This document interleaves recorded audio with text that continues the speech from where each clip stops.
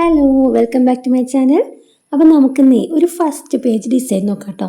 ഞാൻ centre page എടുത്തിട്ടുണ്ട്, കാരണം ഇത് മോളെ എഴുതുന്ന ബുക്കാണ്. ഫസ്റ്റ് പേജ് ഒന്നും ഇല്ല ഇതിൻ്റെ ഉള്ളിൽ.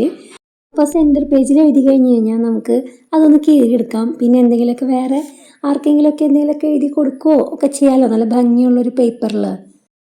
ആദ്യം നമ്മളിത് ആ ബുക്കിൻ്റെ പേജിൻ്റെ ആ ഒരു സൈഡിലുള്ള വരയില്ലേ, ആ വരയൊക്കെ തന്നെയാണ് ഏകദേശം ആ കളറിന് മാച്ചായിട്ട് ഒരു ലൈൻ ഇട്ട് കൊടുക്കുക കേട്ടോ. ഇനി നമ്മൾ ബാക്കിയെല്ലാം ചെയ്യുന്നത് സ്റ്റിക്കർ വെച്ചിട്ടാണ് കേട്ടോ. അപ്പോൾ അത് എളുപ്പമായിട്ട് ചെയ്യാം, വേറെ ഡിസൈനും കാര്യങ്ങളും നമ്മൾ വരച്ചു കൊടുക്കേണ്ടതില്ല, സ്റ്റിക്കർ കയ്യിലുണ്ടായാൽ മതി. ഇതിൽ നമുക്ക് ഓരോ സ്റ്റിക്കറുകൾ നല്ല ഭംഗിയുള്ളത് നോക്കിയിട്ട് ഒളിച്ചെടുത്തിട്ട് ആ വര വരച്ചിട്ടില്ലേ അതിൻ്റെ അപ്പുറത്തും ഇപ്പുറത്തും ഒക്കെ ആയിട്ട് ഓരോന്നോരോന്ന് ഒട്ടിച്ചു കൊടുക്കാം കേട്ടോ. ഈ സ്റ്റിക്കർ ഇങ്ങനെ തിരഞ്ഞെടുക്കുന്നത് തന്നെയാണ് കേട്ടോ ഏറ്റവും വലിയ ടാസ്ക്. കാരണം നമ്മൾ ഒട്ടിക്കുന്ന സ്റ്റിക്കറിൻ്റെ വലിപ്പം, പിന്നെ ഒട്ടിക്കുന്ന സ്ഥാനം, അതൊക്കെയാണ് ഈ ഒരു പേജിൻ്റെ ഭംഗി ഇരിക്കുന്നത് കേട്ടോ. അതുപോലെ ഓരോ സ്റ്റിക്കർ അങ്ങോട്ടും ഇങ്ങോട്ടും തിരിഞ്ഞു നിൽക്കുന്ന ആ ഒരു ആംഗിളൊക്കെ ഉണ്ട്. അപ്പോൾ ആ ആംഗിളൊക്കെ നോക്കിയിട്ട് ആ ഒരു ലൈനിന് മാച്ചായിട്ടുള്ള രീതിയിലാണ് ഒട്ടിച്ചെടുക്കുക കേട്ടോ.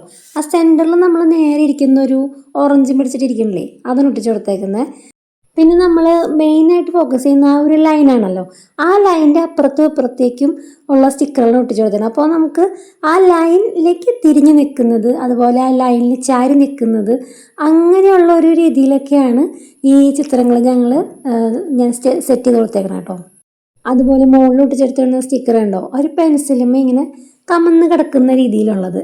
അപ്പോൾ നമുക്ക് ആ വരയിലേക്ക് ഇങ്ങനെ കൂടുതൽ ഫോക്കസ് ചെയ്തിട്ട് ആ ഒരു ടെഡി ബിയർ ഇങ്ങനെ കമന്നെടുക്കുകയാണ്. അപ്പോൾ അതേ രീതിയിലുള്ള ചിത്രങ്ങളാണ് പിന്നെ ഒട്ടിച്ചു കൊടുക്കുന്നത്. പിന്നെ കുഞ്ഞു കുഞ്ഞു ചിത്രങ്ങളില്ലേ, സ്റ്റിക്കറുകൾ, അത് അതിൻ്റെ ഇടയിൽ ഒട്ടിച്ചു കൊടുത്തു കഴിഞ്ഞാൽ കുറച്ചും കൂടി ഭംഗിയുണ്ടാവും കേട്ടോ. അപ്പോൾ ഞാൻ ചെറിയ ചെറിയ സ്റ്റിക്കറുകൾ മാത്രം തപ്പി പിടിച്ചിട്ട് ഒട്ടിച്ചു കൊടുക്കുകയാണേ. പിന്നെ നമുക്കൊന്ന് നോക്കിയാൽ മനസ്സിലാവും നമ്മൾ വാങ്ങിച്ചിരിക്കുന്ന ആ സ്റ്റിക്കറിൻ്റെ ഷീറ്റിൽ ഏത് രീതിയിൽ അത് അറേഞ്ച് ചെയ്തേക്കുന്നത്. കുഞ്ഞു കുഞ്ഞു സ്റ്റിക്കറുകൾ അതിൻ്റെ ഇടയിൽ വരുമ്പോഴാണല്ലോ ആ സ്റ്റിക്കറിൻ്റെ ഷീറ്റ് തന്നെ കാണാനായിട്ടൊരു ഭംഗി തന്നെ. വലിയ സ്റ്റിക്കർ മാത്രം ഉള്ളെങ്കിൽ ഒന്ന് ചിന്തിച്ച് നോക്കിയേ, അത്രയ്ക്കൊരു ഭംഗി ആ ഷീറ്റിന് ഉണ്ടാവില്ല. അപ്പം നമ്മൾ കുഞ്ഞു സ്റ്റിക്കറും കൂടി ഒട്ടിച്ചെടുക്കുമ്പോഴാണ് ആ ഒരു ഭംഗി കിട്ടുക കേട്ടോ. പിന്നെ ഈ ഒരു സൈഡിലേക്കും കൂടി കുറച്ച് സ്റ്റിക്കർ ഒട്ടിച്ചെടുക്കുക. നമുക്ക് ചുറ്റിലും ചെയ്യുന്നേക്കാൾ നല്ലത് ഒരു കുറച്ച് സൈഡിലേക്ക് ചെയ്യുക, പിന്നെ മുകളിൽ ചെയ്യുക. അങ്ങനെയൊക്കെ ആകുമ്പോൾ കുറച്ചും കൂടി ഭംഗി കിട്ടും കേട്ടോ. പിന്നെ നമുക്ക് കിട്ടുന്ന അസൈൻമെൻറ്റ് അങ്ങനെയൊക്കെ ഉള്ള കാര്യങ്ങളില്ലേ, പ്രൊജക്റ്റ് വർക്കുകൾ, അങ്ങനെയുള്ളതിനൊക്കെ നമുക്ക് ഫ്രണ്ടിൽ ഏറ്റവും ഫസ്റ്റ് പേജ് ചെയ്യാനായിട്ട് നല്ല ബെസ്റ്റ് ആയിരിക്കും കേട്ടോ. അത് ഇത്ര ഒട്ടിച്ചു കൊടുത്തിട്ട് ഞാൻ നിർത്താമെന്ന് വിചാരിച്ചു, പക്ഷേ എന്തോ ഒരു കുറവ് ഫീൽ ചെയ്തു.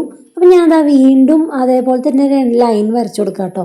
അപ്പോൾ ഒരെണ്ണം വരച്ചു കൊടുക്കേണ്ട, കുറച്ചും കൂടി എന്തെങ്കിലും സ്റ്റിക്കർ മാത്രമായ ഒരു ഭംഗി ഉണ്ടാവില്ലല്ലോ. അപ്പോൾ ഞാൻ എന്ത് ചെയ്തു, ആ സ്കെച്ച് വെച്ചിട്ട് ഒന്നും കൂടി വരച്ചു കൊടുത്തു. അതിൻ്റെ മുകളിലും കൂടി 2-3 സ്റ്റിക്കർ കൂടി ഒട്ടിച്ചെടുക്കാം കേട്ടോ. ആ മുകളിൽ ഒട്ടിച്ചെങ്കിൽ നമ്മുടെ ടെഡി ബിയറിൻ്റെ മുകളിലേക്ക് കുറച്ച് പീച്ച് പഴങ്ങളൊക്കെ വന്ന് വീണുണ്ട്. അപ്പം ഞാൻ വിചാരിച്ചു കുഞ്ഞു കുഞ്ഞു പഴങ്ങൾ ദൂരെ നിന്ന് വരുന്ന പോലെ ഒട്ടിച്ചു കൊടുത്തു കഴിഞ്ഞാൽ ഒരു രസം ഉണ്ടാവുമല്ലോ.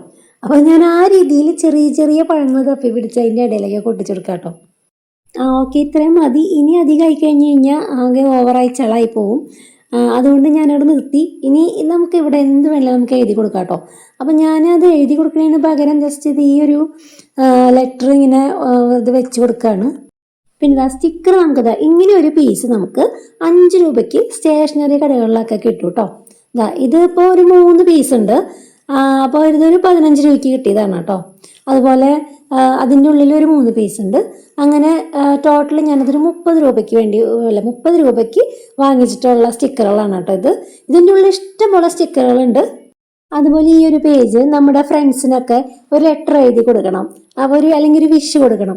അങ്ങനെയൊക്കെ നമുക്കിതിൽ എഴുതിയിട്ട് കൊടുക്കാനായിട്ട് ബെസ്റ്റ് ആയിരിക്കും കേട്ടോ അത്. അപ്പം ഞാനിതിൽ എന്താ എഴുതുന്നതെന്ന് തീരുമാനിക്കാത്ത കാരണം ജസ്റ്റ് അത് ബെസ്റ്റ് വിഷസ് എന്നുള്ളത് ഇങ്ങനെ വെച്ചു എന്ന് മാത്രം, ഒരു ഭംഗിക്ക് വേണ്ടിയിട്ട്. അപ്പോൾ ഇത് ആർക്ക് വേണമെങ്കിലും സിമ്പിളായിട്ട് ചെയ്തെടുക്കാൻ പറ്റിയിട്ടുള്ളൊരു ഫ്രണ്ട് പേജ് ഐഡിയ ആണ് കേട്ടോ. സ്റ്റിക്കർ വെച്ചിട്ടാകുമ്പോൾ അത് കുറച്ചുകൂടി ഭംഗിയിൽ കിട്ടുകയും ചെയ്യും, നമ്മൾ വരച്ച് കൊള്ളാവില്ലല്ലോ. അപ്പോൾ ഇത് ഇഷ്ടപ്പെട്ടിട്ടുണ്ടെങ്കിൽ ഒരു ലൈക്ക് അടിക്കാൻ മറക്കരുത് കേട്ടോ. പിന്നെ സബ്സ്ക്രൈബ് ചെയ്യാത്തവർ സബ്സ്ക്രൈബ് ചെയ്ത് സപ്പോർട്ട് ചെയ്യണം.